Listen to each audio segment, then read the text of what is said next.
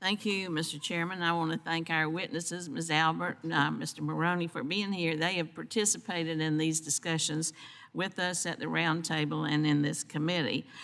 We've got the people who know this business and who can help us with it here at the table. Commissioner of General Services Administration's Public Building Services, and Mr. Maroney, the Acting Director of Physical Infrastructure at the Government Accountability Office.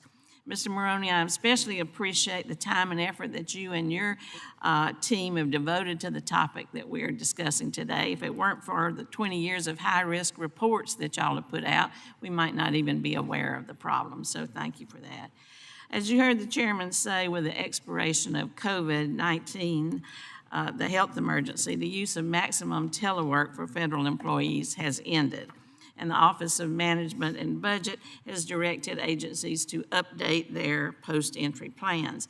And agencies have responded. Let's give them credit where credit's due.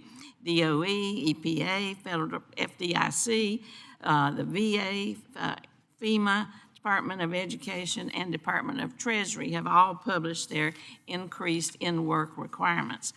And let's also be clear about the purposes of this hearing.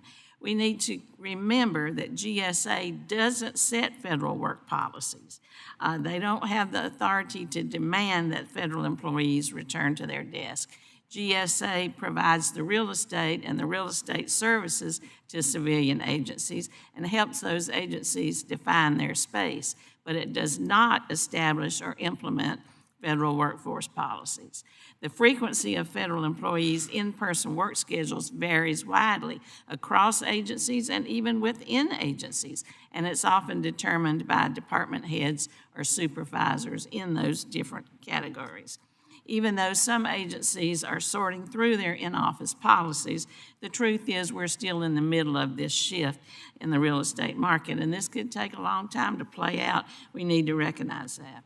But returning to work is only part of the issue at hand.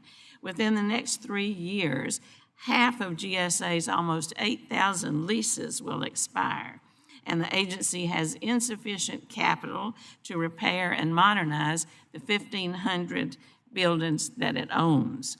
Persistent underfunding of the Federal Buildings Fund, outdated and damaged facilities, frustrated tenants, expensive short-term lease renewals, insufficient funding for new construction, damage to buildings from extreme weather conditions that will get even worse with climate change, and a slow prospectus approval process, all combined to make it challenging for GSA to modernize and right-size its portfolio. These are all concerns that were expressed at our roundtable, expressed by constituents, and expressed by you all. But we can't wait decades to sort this out. I agree with the chairman.